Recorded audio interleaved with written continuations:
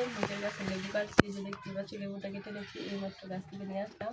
আজকে হলো জুমার দিন, তো রান্না করছি মুরগির মাংসের ঝোল নিজের গাছের পেঁপে দিয়ে, আর হলো মাংস ভুনা, সাথে হলো চামড়া ভাজি, পোলাও ভাত, সাদা ভাত, তার সাথে আছে শ্যামাই, তার সাথে আছে ডিম।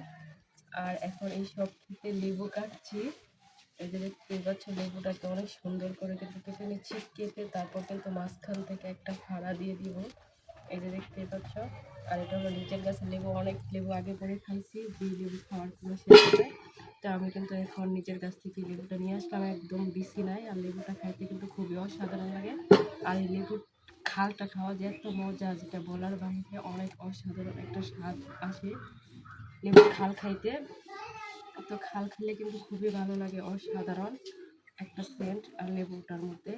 তো লেবুটা কেটে নিলাম, সেই অসাধারণ হয়েছে। তো এখন চলে যাচ্ছি লেবুটাকে ধুয়ে নেব।